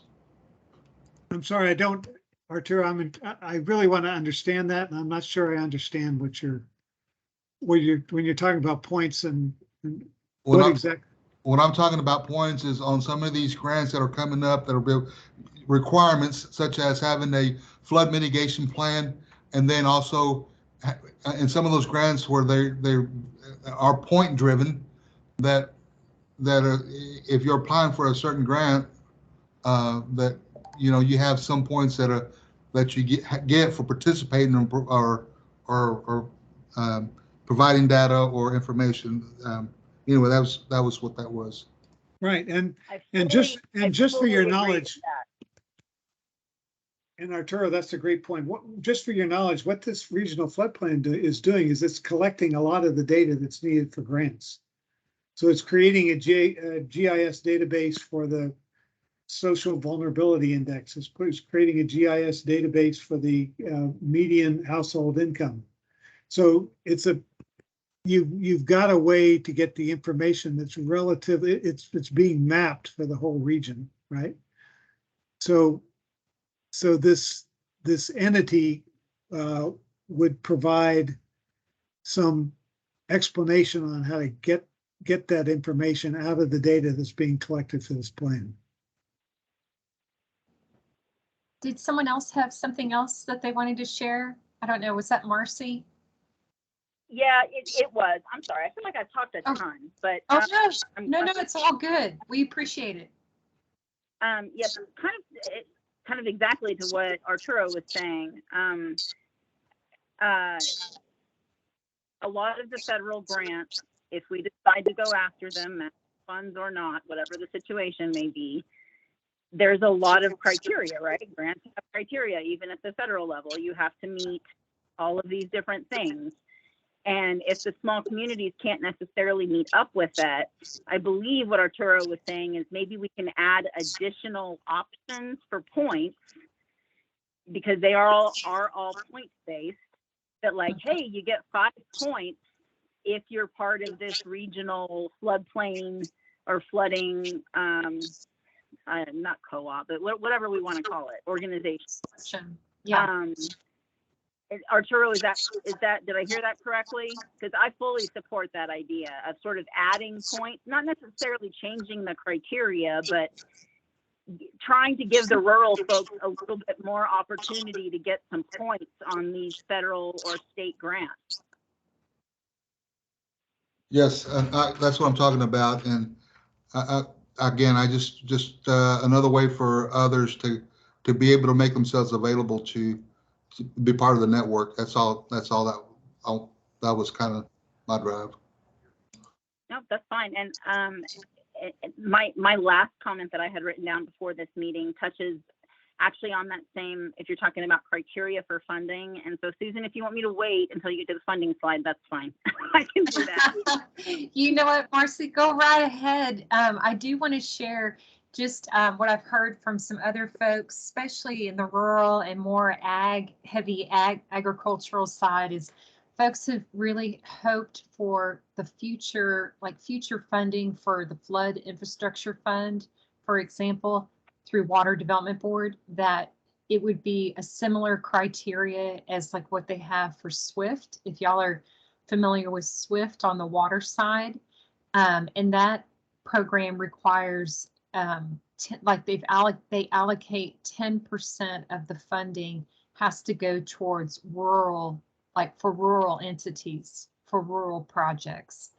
So I just wanted to kind of share that. But Marcy, please, in fact, I'm going to move on. This has been great. I'm going to move on to that slide. But yes, but please tell me, please share your other thought. On the criteria side, and this is, I suppose this is a good problem to have potentially, but when the city of Alpine has tried to go out for any type of funding where low to moderate income population is a key criteria, it's often CDBG funds, some USDA funds, a lot of the alphabet soups have it as a criteria, or you get more points. You know, back to the points, you get more points if you're within, you know, the key range, or no points if you're not. The city of Alpine is like 5 points away from the magic number of what we're supposed to be, but still as that very rural community, I don't know. I mean, like part of the town, if you just took the census tracts from part of the town, would qualify. But as the city, we provide services to all of it, you know, and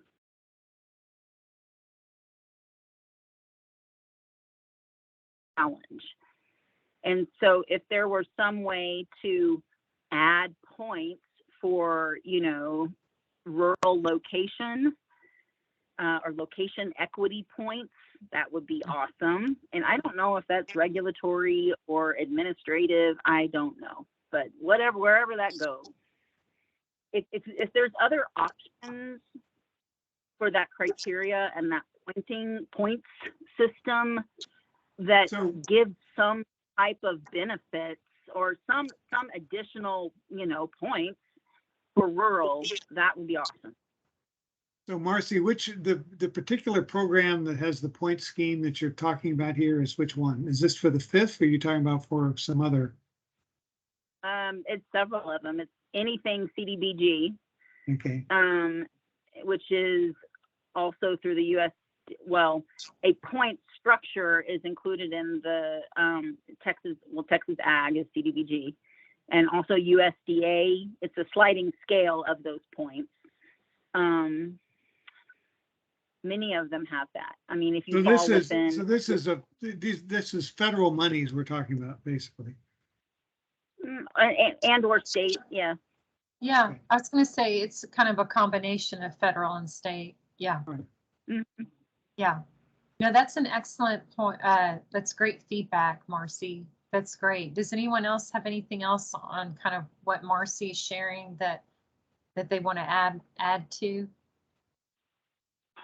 So, Susan, how much more time do you need? We're hitting on 4 and people may have to leave. How much more time do you think we need to get through this? You know what? Let's just quickly, we just have a few minutes. This is really the last slide, besides really having a, you know, I want to say a much bigger discussion on funding, but at least as far as on planning recommendations, just to share for future planning cycles. Some of the feedback I received, the first bullet was a request for additional outreach and publicity of the state flood plan and regional flood planning efforts.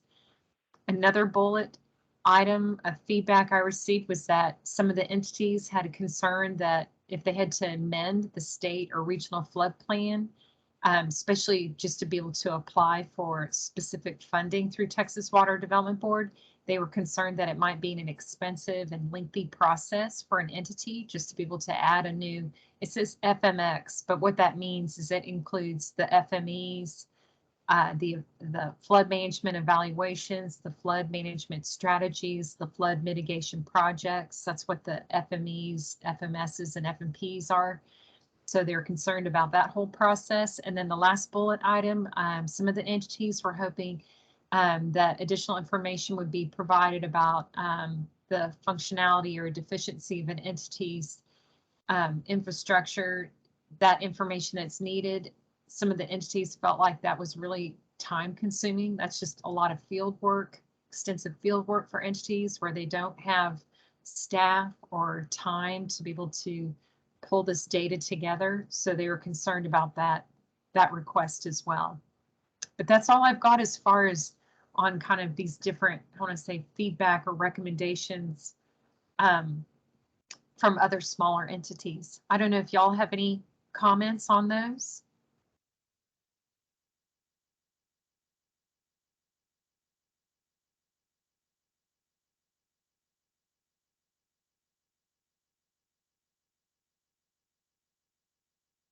I don't know if y'all have felt like that the state flood plan or this regional flood planning effort has been well publicized enough, or if y'all, you know, been feeling like you've been, you know, kept in the loop.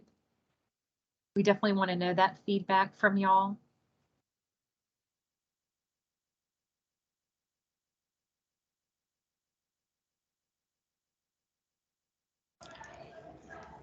I just want to say that I learned a lot listening to some of you guys, some of the stuff y'all had to share. I really made some notes on my end. I think this was some good conversation. I appreciate this. You guys, we really appreciate y'all's time. It's already like a minute past 4. Just so you know, the last slide that we really kind of wanted to touch on today was just talking about the federal and state funding, talking about development fees and utility fees as far as looking at additional revenue, ways to generate revenue for flood management and flood mitigation. I don't know, Jeff, do you guys, what would y'all like to do at this point since we're already at 4? You all want to go on for another 10 minutes and discuss this slide, or we can start winding it up.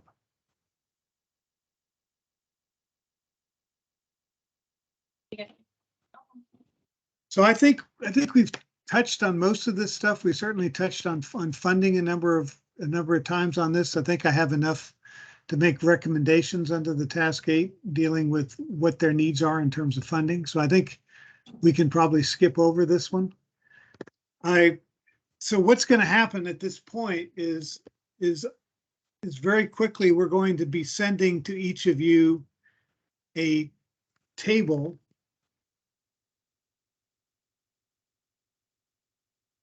that includes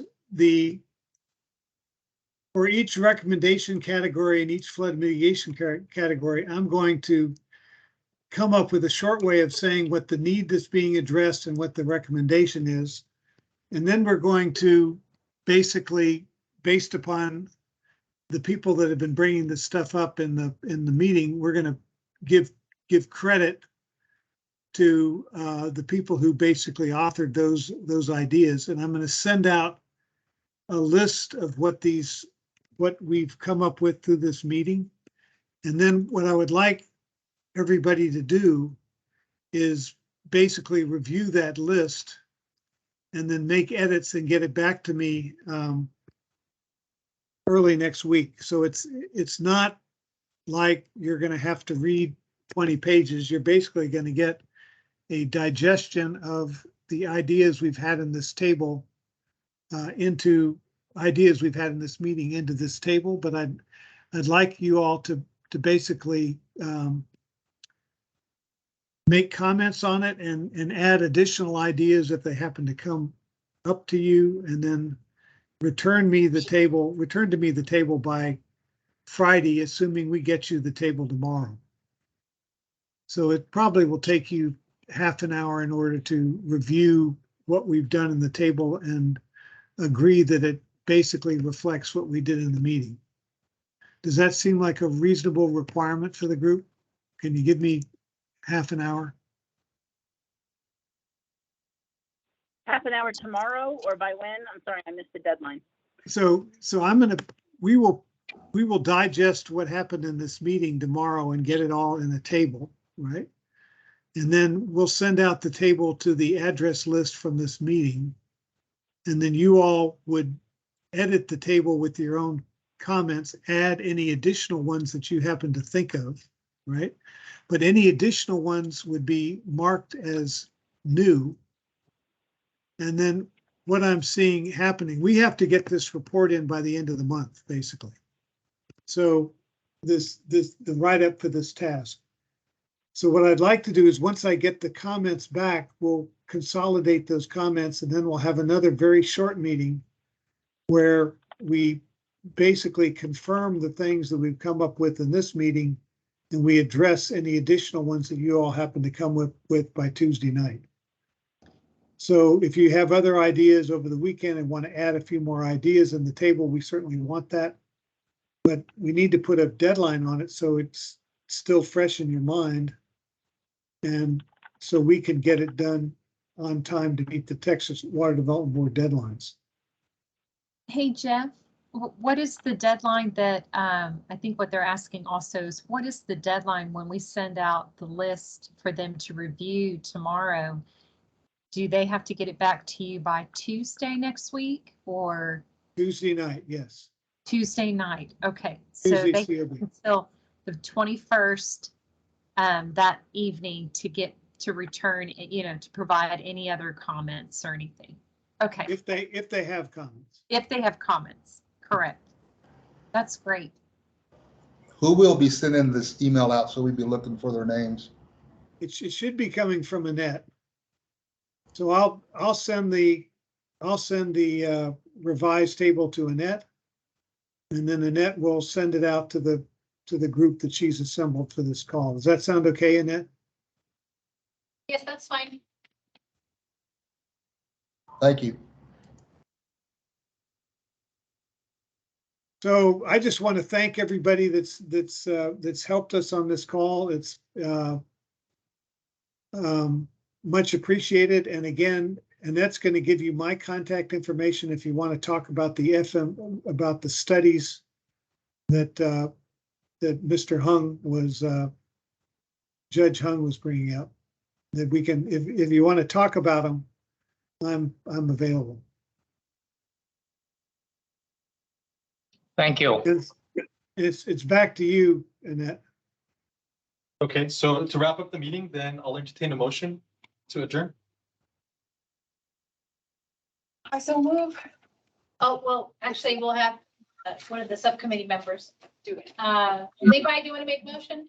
You need to. I'll make a motion to adjourn. Okay, thank you. And then, Omar, do you want a second that? I'll say. Okay. Okay, all in favor, please indicate so by saying aye. Aye. Aye. Motion passes. Thank you. Thank you, everyone. Really appreciate it. Thank you, everybody, for your Yes. time. Have a great day. Thank you so much for your time, y'all. We appreciate the feedback. Bye-bye. Thank you. Bye.